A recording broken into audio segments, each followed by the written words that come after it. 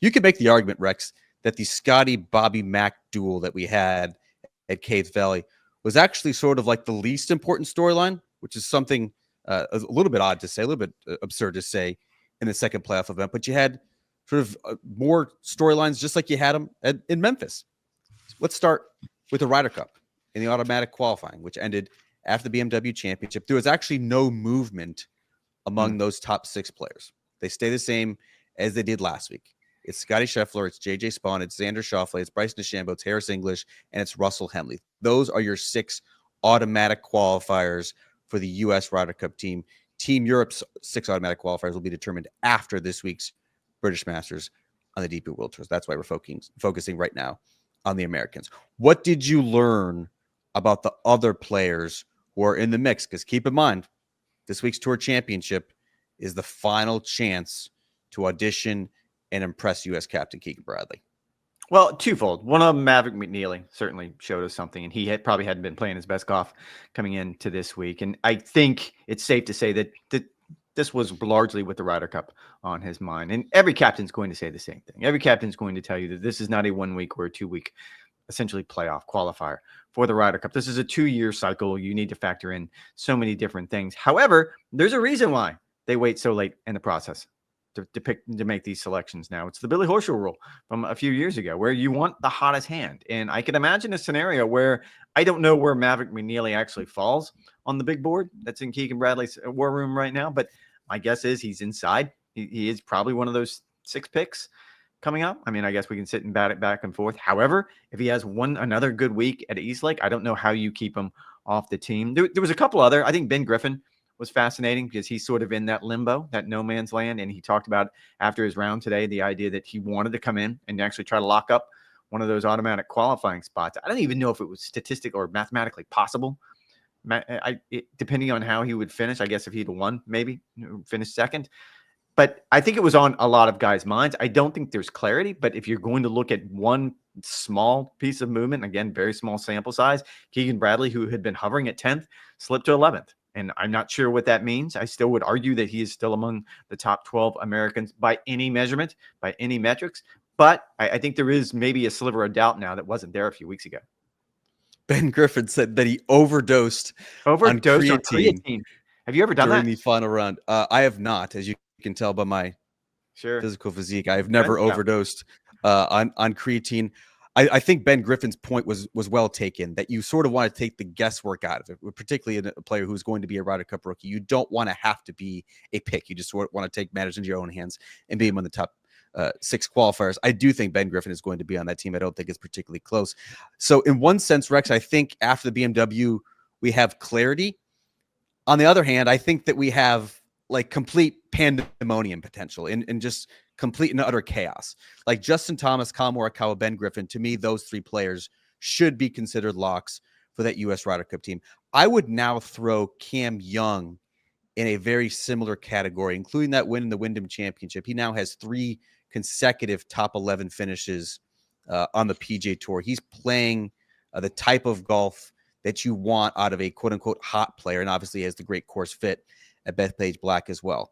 Patrick Cantlay, I would also throw in that category. Largely, yes, he's been playing better of late. His record is not quite as bad, as we mentioned on the Wednesday podcast, as people are sort of dogging him for. You also look at his match play record, 15-6-1 in Ryder Cups and President's Cups over the past couple years. So I think in that sense, you do have clarity.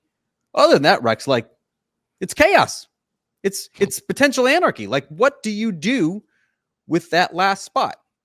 You mentioned Maverick McNealy, who has sort of been hovering inside the top 12 in points. He didn't play well in the major championships, even though he had 3 top 5 finishes in the signature events. He's certainly become a more well-rounded player, has Maverick McNealy over the past couple of years, but you really don't know where he is on Keegan Bradley's radar.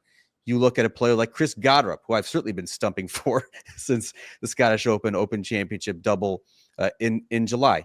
He has now finished outside the top 30 in back-to-back events in the playoffs. Just barely snuck inside the top 30 to get to Eastlake for the Tour Championship, so he could at least potentially audition one more time. Andrew Novak, who has been one of the breakout performers this year, he was dead last in the field at the BMW Championship. Brian Harmon, who's sort of right there, at least points wise. He's not a good fit for Bethpage Black. Jordan Spieth didn't even make the BMW championship, so you probably have to consider him out. And Keegan Bradley, although he tied for 17th at the BMW, he has done next to nothing since he won in very surprising fashion at the Travelers Championship. Had Keegan not won the Travelers, I think he would have been 15th in the point standings. And all of a sudden, this isn't even really a conversation where he could potentially be a playing captain if we're taking his own words at face value. Where do you go if you're Keegan Bradley and you sit here on August 18th? Well, and I'm not quite sure I 100% agree with what you said. I think you picked Justin Thomas, Collin Morikawa, Ben Griffin, and Mav McNealy as locks right now. So that would be 10. Nope. Not. Oh, I'm sorry, McNealy, Patrick Cantlay and Cam Young. And Cam Young. Yeah. So I'm sitting there clear-eyed with 11 picks on that U.S. Ryder Cup team, and I have nowhere to go with that 12.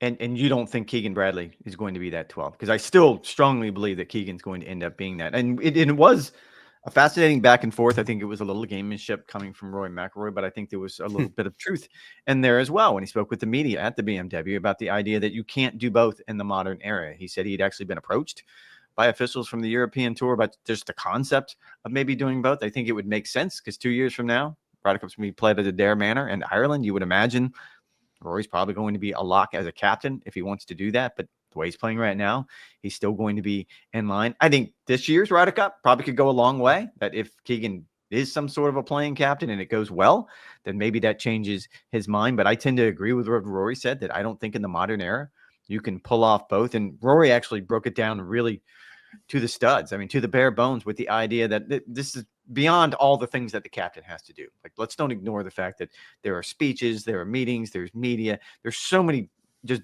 countless things that a captain has to do. But the one strategically that I think Rory pointed out that was worth visiting is that if you make yourself a pick, Keegan makes himself a pick. Essentially, you're picking someone that can only play one team match on Friday and one team match on Saturday. Why would a captain tie his hands like that? Because at some point, Keegan's going to have to captain. He can't be on the golf course all day long. And then once you go into Sunday, once you start thinking about the logistics of, does he go first? Does he go last? Does he put himself in the middle of the lineup? Like that makes no sense to me. So I'm 100% on board that I don't think it is a good idea. I don't think it's going to work out well if he makes himself a playing captain. All of those things being said, I do think he is one of those picks. And I would tend to agree with the 11 that you've thrown out there. So my simplest answer is I don't know how. Again, go back to any metric you want to go by. Ryder Cup points list, world rankings, data golf, which is what we always fall down, strokes gained total, everything that we use to measure golfers. He is inside the top 12 American players. But he also comes with complications that the other players don't come with. It does certainly feel like the pendulum has swung from Keegan's got to be on the team to now it seems increasingly likely that Keegan would potentially leave himself off of the team. And I say that because of an emergence of one player that I have not mentioned, who I think is a really interesting case because he has been so quiet over these past couple of months. Basically wasn't quiet at Caves Valley. To me, that player is Sam Burns. And here's why I think that Sam Burns is a really interesting pick potentially for that 12th spot. Yes, he's been very quiet since he blew that 54-hole lead at the U.S. Open. Shot 78 in that final round. Has had, at least prior to the BMW, just one top 25 finish since. However, then just finishes fourth at the BMW. He's the second best putter on the PGA Tour. And I think most importantly, because you're looking at a team that is certainly good, bringing some newcomers onto it. Sam Burns, Rex, went 3-0 last year in team play at the President's Cup. Two of his partners, paired with Patrick Cantlay and Collin Morikawa. It was not Scotty Scheffler. Scotty Scheffler was with Russell Henley, who I would expect to run it back this time around at Bethpage Black as well. Those are two players, in my opinion, who are going to be on this U.S. Ryder Cup team. And so when you're looking at potential pairings and you have sort of a dearth of those, potentially, Scotty Scheffler, Russell Henley, Xander Schauffele, Patrick Cantlay, it's nice to have a player like Sam Burns who has been there and done it. He's played in the last three Cup teams. You know he can handle it. If he has another good week at Eastlake, I could easily make the case for Sam Burns as that final pick, as opposed to a Keegan Bradley based on what was just his win at the Travelers Championship and not much else in 2025. again, I think the biggest danger when it comes down to this, and we do this every year, either for the Ryder Cup or the President's Cup, you're always going to be a prisoner of the moment. I don't think you can lean into the idea that this is a 2-year rolling cycle. And the idea that it's going to come down to 72-hole tournaments to essentially decide who gets that last pick is a little unrealistic. Now, I know we just had the conversation about there's a reason why they pushed it back. You want to get the hottest hand. And I think the Europeans also have sort of an intriguing option here. Luke Donald has some options he can go with when it comes to picking someone based on how they're playing right now. I'm not against the Sam Burns pick. Certainly he could fit into that team room. And at this point, my guess is Keegan Bradley is starting to look at, give me exactly what the teams are going to look like. Like, all right, I've waited now for 2 years. What exactly, give me some pairings, give me some options. How are we going to work this? All the pegs going to go into the right holes? I just don't think he has done enough over the other players on that list, specifically Keegan Bradley, if you're going to lean into Patrick Cantlay and Cam Young. And I'm not 100% in on those two either. I think both of those would be a bit of a stretch as well. However, PGA of America picked Keegan because I think they want him to think outside the box. He was certainly an outside of the box selection as a captain, so you would expect the same thing when he makes his picks.